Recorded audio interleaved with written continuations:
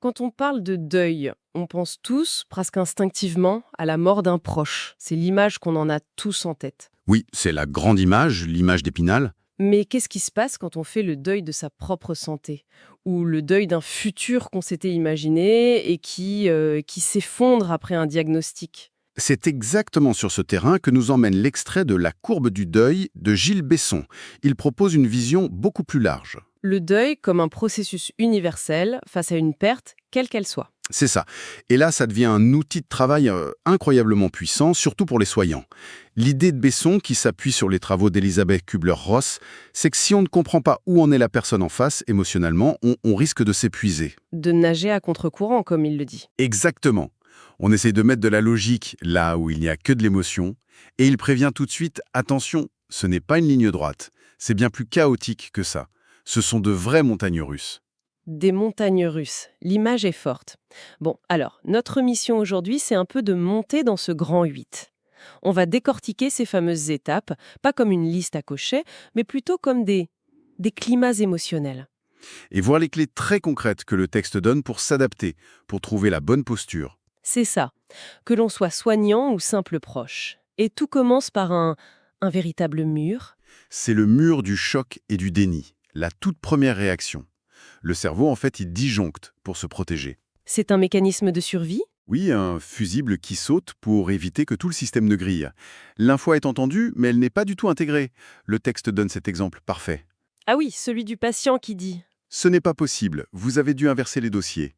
Le tout dit avec un calme qui peut être déconcertant. Il y a une déconnexion totale à ce moment-là. C'est fascinant. Et de l'extérieur, on pourrait croire que la personne n'a pas compris, ou même qu'elle est indifférente. Alors que non, le texte nous dit de chercher des signaux plus subtils. Comme une personne qui ne pose aucune question. Rien. Le silence total après une annonce pareille. C'est un signe très fort. Ou le fait d'oublier tout le temps ses rendez-vous, comme si le corps lui-même refusait d'y aller. Et il y a aussi cet autre signe, celui de continuer à faire des projets comme si de rien n'était. Totalement irréaliste. Ce n'est pas de l'inconscience, c'est le déni qui parle. Et la question, c'est qu'est-ce qu'on fait? La tentation, ce serait de secouer la personne, de la forcer à voir la vérité. Ce qui serait la pire des choses à faire. C'est ce que dit Gilles Besson. On ne brise pas un déni par la force. Ce serait violent et surtout inefficace. La recommandation, c'est tout l'inverse. C'est la douceur et la répétition. Redonner l'information calmement, plusieurs fois. Il faut laisser le temps au psychisme de digérer. C'est un vrai travail de patience. Une patience qui va être mise à rude épreuve, j'imagine, avec la phase d'après. Ah oui, parce qu'une fois que l'anesthésie se dissipe, toute l'énergie qui était contenue doit sortir. Et là, ça sort sous la forme d'une explosion. C'est la deuxième étape, la colère. C'est sans doute la plus difficile à encaisser pour l'entourage, non? Oui, le texte la décrit comme une phase d'extériorisation. Le patient est en rage, contre tout, la maladie, le destin, et souvent contre la personne qui est en face, le soignant.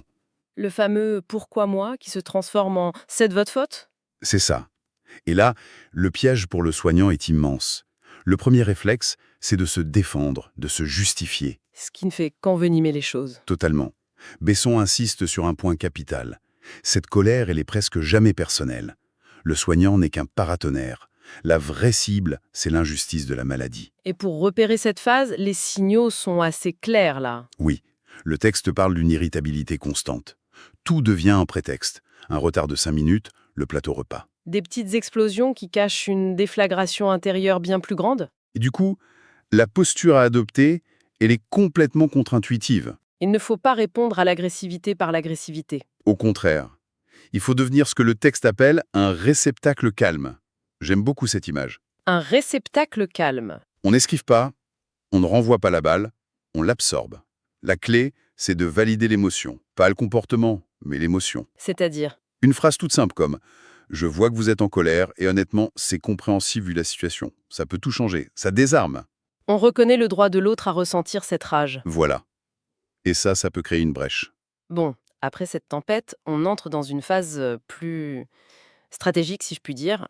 La troisième étape, le marchandage. C'est un peu comme si la personne se disait « Ok, la colère, ça n'a pas marché. Essayons autre chose. » Une tentative désespérée de reprendre un peu le contrôle. Oui, on imagine la scène, le patient qui se met à négocier avec son médecin, avec le destin, avec Dieu. C'est l'énergie du dernier espoir. L'exemple dans le texte est très parlant. Docteur, si je vous promets de faire ce régime, d'arrêter de fumer, est-ce qu'on peut éviter l'opération? C'est ça. On cherche un contrat, un deal pour échapper à l'inéluctable. C'est une phase de pensée un peu magique en fait. Et là, la difficulté, c'est de ne pas donner de faux espoirs, mais sans casser non plus cette énergie de lutte. Un équilibre très délicat. Mais souvent, ben, la réalité s'impose.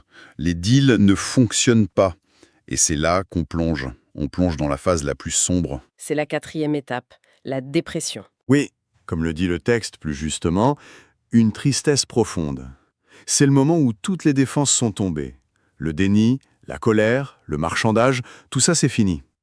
La personne se retrouve face à la réalité de la perte, toute nue. Et l'énergie de combat a disparu. Il reste un immense épuisement. C'est une phase très intérieure. Et les signaux sont à l'opposé de ceux de la colère. Ils sont silencieux. Oui, le texte note que le patient peut ne plus regarder son interlocuteur dans les yeux. Le contact visuel est rompu. Les réponses deviennent monosyllabiques. Des oui, des non, la communication se ferme. On peut même voir un laisser-aller, l'hygiène qui est négligée. Le corps exprime l'abandon que les mots ne disent plus. Et ça, notre réflexe en tant que société, il est terrible. On veut remonter le moral. C'est là que pleuvent les phrases toutes faites. Les « allez courage »,« secouez-vous ». Des phrases qui partent d'une bonne intention, mais qui sont d'une maladresse. Extrême. Parce qu'elles isolent la personne, elle se sent encore plus seule, incomprise. Le texte est très critique là-dessus, et il propose une approche radicalement différente, le silence habité. J'ai trouvé l'expression magnifique. Elle l'est. Ce n'est pas un silence vide, gêné. C'est une présence. C'est s'asseoir à côté, sans forcément parler, mais être là, pleinement là. C'est signifier à l'autre « je suis là avec toi dans ce moment difficile ». C'est ça. Je ne cherche pas à effacer ta peine, mais je peux la partager un peu. Et c'est cette traversée de la tristesse, aussi dure soit-elle, qui peut mener à la dernière étape. La 5e étape, l'acceptation. Et là, attention aux malentendus. Le texte est très clair. L'acceptation, ce n'est pas la joie. Absolument pas. C'est une confusion très fréquente. L'acceptation, c'est une forme de paix retrouvée. La lutte a cessé. On ne dépense plus son énergie à se battre contre la réalité. On la regarde en face et on se dit « Bon, c'est ainsi, maintenant qu'est-ce que je fais avec ça? Comment je peux vivre mieux avec cette nouvelle donne ?» On passe de la survie à la vie. C'est un basculement, et c'est seulement à ce moment-là que certains outils comme l'éducation thérapeutique deviennent vraiment pertinents. Le timing est essentiel. Tenter d'expliquer un traitement à un patient en pleine colère, c'est une perte de temps. Son cerveau n'est pas disponible. Mais là, dans l'acceptation, il est prêt à apprendre. C'est une véritable danse, en fait. Il faut s'ajuster au rythme de l'autre. C'est un point fondamental de ce texte. Ce qui m'amène à une idée qui m'a vraiment frappée en lisant. Finalement, cet outil, cette courbe du deuil, est-ce qu'elle n'est pas autant, voire plus, un outil pour le soignant que pour le patient? Ah mais je pense que c'est le message caché le plus important de Gilles Besson. C'est un outil de survie pour les accompagnants. Vraiment. Mais oui, imaginez un soignant qui se prend la colère d'un patient en pleine face, jour après jour. S'il le prend personnellement, s'il croit que c'est lui, sa compétence qui est attaquée, il ne tiendra pas. C'est le burn-out assuré. Il va s'épuiser, se blinder et finir en burn-out. Alors que S'il a cette grille de lecture, ça change tout. Il peut se dire « Ok, ce que je vois là, c'est pas une attaque contre moi. C'est la colère de la phase 2. C'est normal. Mon rôle, c'est de l'accueillir. » Ça permet de dépersonnaliser l'agression. ça met une distance saine, protectrice. Exactement. Ça permet de préserver sa propre santé mentale pour pouvoir continuer à aider. C'est donc une véritable boussole pour ne pas se perdre soi-même dans la tempête émotionnelle de l'autre. Le message final est d'une grande humilité, en fait. Très grande. Il ne s'agit pas de gérer le deuil de quelqu'un, de le pousser d'une étape à l'autre. Non, c'est une posture d'accompagnement, marcher à côté, au rythme de la personne. Exactement. Et ça nous amène à la conclusion de l'auteur qui est à la fois simple et très profonde. Il écrit « On ne guérit pas d'un deuil, on apprend à vivre avec ». Cette seule phrase change tout. Le but n'est pas d'effacer la cicatrice. C'est impossible. Le but, c'est d'aider la personne à intégrer cette cicatrice à sa vie, à construire une nouvelle normalité autour. Ce qui ressort de cette analyse, au fond, c'est que ce modèle, c'est bien plus qu'une théorie. C'est un plaidoyer pour l'humanité dans le soin. C'est ça.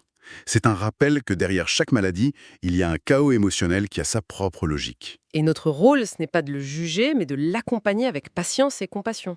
C'est un outil qui nous invite à mieux écouter.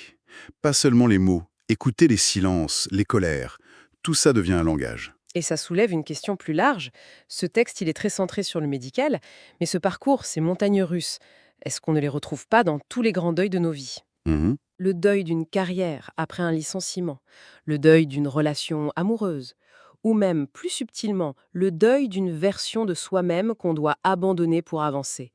N'y a-t-il pas là aussi un choc, une colère, un marchandage, une tristesse et on l'espère une acceptation? C'est une excellente question. Ça montre à quel point ce modèle peut éclairer tellement de zones d'ombre de l'expérience humaine.